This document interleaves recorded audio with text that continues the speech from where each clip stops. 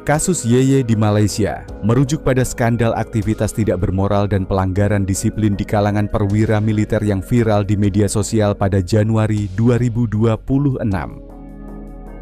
Yeye atau budaya Yeye di Malaysia adalah skandal yang melibatkan sekitar 20 perwira Tentara Udara Diraja Malaysia (TUDM) terkait aktivitas tidak bermoral dan pelanggaran disiplin serius yang viral pada awal Januari 2026. Skandal ini mencakup penyelenggaraan Party Yeye atau pesta liar di lingkungan militer yang melibatkan minuman beralkohol dan kehadiran wanita penghibur. Muncul pula tuduhan bahwa perwira berpangkat rendah dipaksa untuk memfasilitasi kegiatan tersebut bagi atasan mereka. Salah satu kegiatan dilaporkan terjadi di pangkalan militer, termasuk dugaan di Dewan Mes Pegawai Pangkalan Udara TUDM Subang, Selangor. Panglima Tentara Udara Jenderal Datuk Seri Muhammad Norazlan Aris menegaskan tidak ada kompromi terhadap integritas dan telah mengidentifikasi 20 perwira yang terlibat untuk ditindak tegas, termasuk kemungkinan pemberhentian dari perkhidmatan. Skandal ini mencuat bersamaan dengan kasus hukum lainnya di Angkatan Tentera Malaysia, ATM, seperti penahanan mantan Kepala Angkatan Darat terkait skandal korupsi tender proyek militer.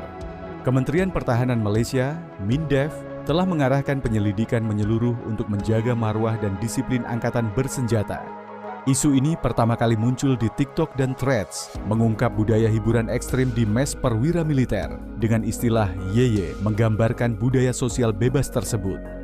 Penyebaran informasi melalui TikTok dan Threads menjadi faktor utama yang membuat skandal ini meledak di ruang publik Malaysia pada Januari 2026.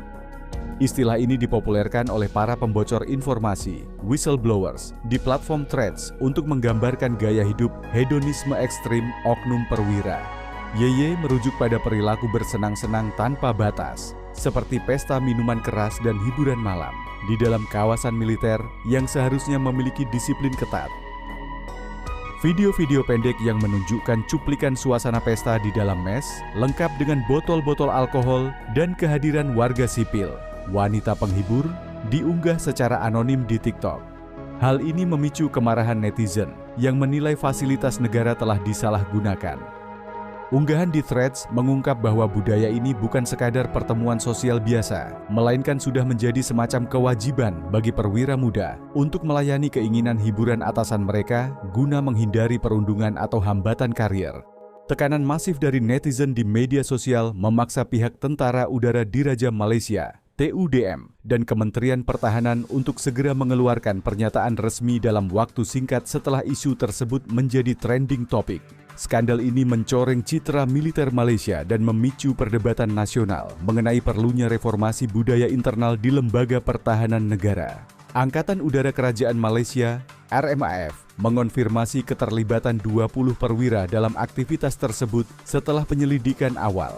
Panglima Tentara Udara Diraja Malaysia, TUDM, Jenderal Datuk Seri Muhammad Norazlan Aris, secara resmi mengonfirmasi pada 10 Januari 2026 bahwa hasil penyelidikan awal mengidentifikasi 20 perwira yang terlibat langsung dalam budaya Yeye atau aktivitas tidak bermoral tersebut. Di antara perwira yang sedang diselidiki, terdapat 1 orang berpangkat kolonel.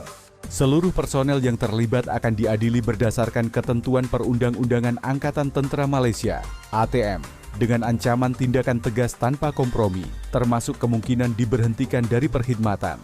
Selain aktivitas pesta ilegal, penyelidikan juga menyasar personel yang gagal melaksanakan perintah atau membiarkan masuknya pihak luar, wanita hiburan, secara tidak sah ke dalam pangkalan militer.